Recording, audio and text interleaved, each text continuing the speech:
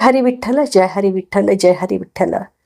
आषाढ महिना सुरू झाला की मला आषाढी एकादशीचे वेध लागतात आणि पांडुरंगाच्या भक्तीमध्ये माझे खूप छान म्हणजे म्हणतात ना, इतके एक 15 दिवस माझे इतके तल्लीन ते जातात. वारकरी पुण्यामध्ये वारकरी येतात, वारकऱ्यांबरोबर घालवलेला एक पूर्ण दिवस माझ्यासाठी खूप अगदी म्हणजे पूर्ण वर्षभराचे अविस्मरणीय ठेवा असतो तो माझ्यासाठी. तर खूप असा भारावलेला क्षण असतात आणि वारीतली जी खरे वारकरी असतात ते खूप त्यांच्याकडनं शिकायला मिळतं. साधेपणा आणि प्रत्येकाच्या हृदयामध्ये ते माऊली विठ्ठलाचं रूप बघत असतात. त्यामुळे जे खरे वारकरी असतात त्यांच्यामध्ये रममाण होणं अतिशय एक वेगळा अनुभव आहे. कधीतरी नक्की हा अनुभव घेऊन बघा. आपल्याकडे ही आपली महाराष्ट्राची भूमी आहे, संतांची भूमी आहे, अगदी सगळ्यांना माहिती आहे. पण ही वारीची जी परंपरा ही 800 वर्षापासून सुरू झाली आहे. मग ती साधारण पुंडलिकांनी जेव्हा आपल्या ह्याला विठुरायाला विटेवर उभं केलं तेव्हापासून ही वारीची परंपरा सुरू झाली असं मानलं जातं.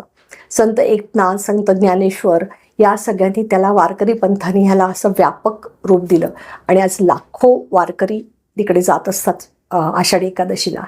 तर एका वारकऱ्यांनी मला एक गोष्ट सांगितली आणि ती मला खूप भावली की अरे किती सगळ्यांच्या किती निरागस निष्पाप असे हे लोक असतात.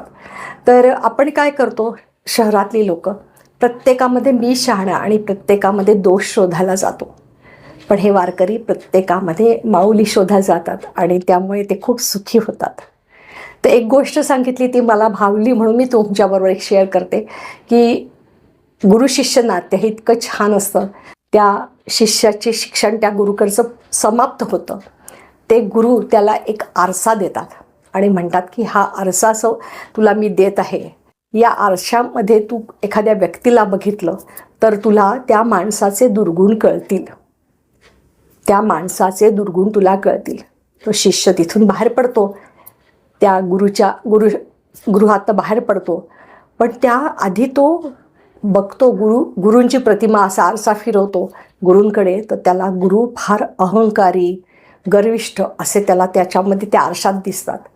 तरी तो म्हणतो की ठीक आहे, गुरूंनी मला काहीतरी हा आरसा दिला आहे, त्यांचा नक्कीच काहीतरी हेतू असेल. म्हणून तो पुढे जातो. पुढे गेल्यावर त्याला त्याचे नातलग भेटतात. ते नातलगसुद्धा त्या नातलगांचा चेहरा आरशात बघितल्यावर त्याच्या लक्षात येतं की हे जे सगळे नातलग आहे हे पूर्ण मत्सर, छल कपट ह्याने भरलेले आहे. पुढे जातो. पुढे गेल्यावर त्याला त्याचे जुने मित्र भेटतात. ते जुने मित्रसुद्धा ईर्ष्या, अहंकार याने भरलेले दिसतात. मग त्याला असं वाटतं की अरे बापरे, सगळं जगच हे असं आहे का?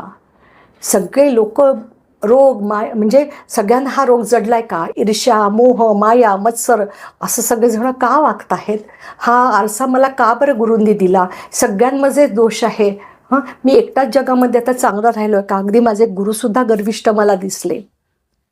तो खूप असा निराश होतो आणि म्हणतो की नाही, मला आता हे खूप असंही होत आहे आणि मी हा आरसा माझ्या गुरूंना परत देतो म्हणून परत करायला जातो. तो जेव्हा तो आरसा त्यांच्या गुरुला तो परत करायला देतो तेव्हा गुरु तो आरसा त्यालाच दाखवतात. तेव्हा त्याला स्वतःला, त्या शिष्याला स्वतःमधले इतके अवगुण दिसतात की त्याला कळून चुकतं.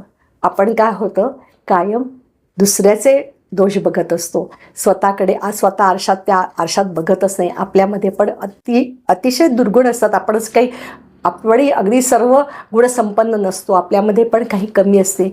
हे जेव्हा आपण कबूल करू आणि त्या कमीपणावर जेव्हा मात करू तेव्हाच त्या वारकऱ्यांबरोबर आपण म्हणतात ना एक तल्लीन होऊन जातो. तर हा एक वेगळा अनुभव असतो त्यांच्याचबरोबर. अगदी म्हणजे मला खूप छान भरभरून आम्ही आनंद लुटतो, भजन गातो, भारूड करते आणि मग आम्ही आमच्या सोसायटीमध्ये सुद्धा छान मी पालखी बनवली आहे. बघा तुम्हाला दाखवते, अशी मी पालखी बनवली आहे.